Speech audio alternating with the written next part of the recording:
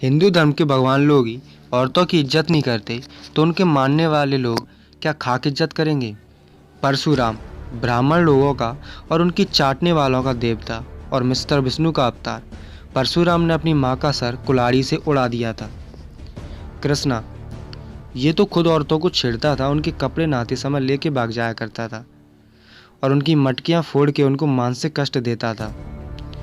ब्रह्मा जिसने सृष्टि की उत्पत्ति की, ब्रह्मा ने तो अपनी पुत्री सरस्वती का ही बलात्कार कर डाला। पांडवों ने बेशर्मी की सारी हदें पार कर दी, अपनी बीवी को बेइज्जत करके सरेआम उसको नीलाम कर दिया, दांव पे भी लगा दिया। जब उसकी इज्जत लूटी जा रही थी तो किसी ने भी अपनी पत्नी की इज्जत बचाने की कोशिश नहीं की, सब बेशर्मी से देखते रह गए। इंद्र जिसे देवताओं का राजा कहा जाता है, इंद्र ने गौतम ऋषि की पत्नी अहिल्या के साथ बलात्कार किया। और एक विष्णु का अवतार बहुत ही पॉपुलर है, भगवान श्री राम। पहले तो अपनी पत्नी को अग्नि परीक्षा देने के लिए विवश किया, फिर भी इस भगवान का शक कम नहीं हुआ तो एक धोबी की बात कहने पर अपनी पत्नी को घर से निकाल लिया, वो भी जब तब सीता प्रेग्नेंट थी। सीता को अग्नि से गुजार दिया लेकिन खुद कभी कोई परीक्षा नहीं दी। ये सभी भगवानों के अवतार औरत जात की कोई इज्जत नहीं करते थे। उनको मानसिक कष्ट देना, उनकी बेइज्जती करना, उन्हें दाव पर लगाना, उनका बलात्कार करना ब्राह्मणवादी धर्म, सनातन धर्म, वैदिक धर्म या यूं कहें कि हिंदू धर्म के देवता करते थे। जब ये भगवान खुद औरतों की छेड़खानी, बलात्कार और उनका उत्पीड़न करते थे तो उनके भक्त उन्हीं की राह पर तो चलेंगे।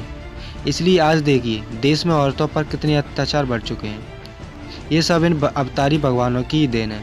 असल में या तो भगवानों के नाम आप सभी ने सुने हैं, कृष्ण, राम, ब्रह्मा, विष्णु, ये कोई अवतार या भगवान देवी देवता नहीं है और ना ही किसी भगवान के अवतार थे। ये सब शूद्रों अर्थात मूल्यवासियों के खिलाफ लड़ने वाले आर्य लोग थे, जिन्होंने छल कपट से मूल्यवासी राजाओं को हराया और ब्राह्मणी सत्ता देश में स्थापित की। बाद में ब्राह्मणों ने इनको देवता घोषित कर दिया। ब्राह्मण धर्म में ऐसा कोई देवता या भगवान नहीं है जो औरत जात की इज्जत करता था। यहाँ तक ब्राह्मण धर्म के ऋषि मुनि, जिनको ज्ञान का भंडार कहा जाता था, वो भी कभी किसी भी स्त्री की इज्जत या सम्मान नहीं करते थे। स्त्रियों को सिर्फ भोग की वस्तु समझते थे। स्त्रियों के शोषण के लिए बहुत से तरीके ईजाद किए गए थे, जैसे अश्वमेघ यज्ञ, पुत्रेष्टि यज्ञ, नियोग प्रथा, योनि अयोनि प्रथा। इन सभी प्रथाओं के द्वारा स्त्रियों को बहुत बुरी तरह शोषण किया जाता था।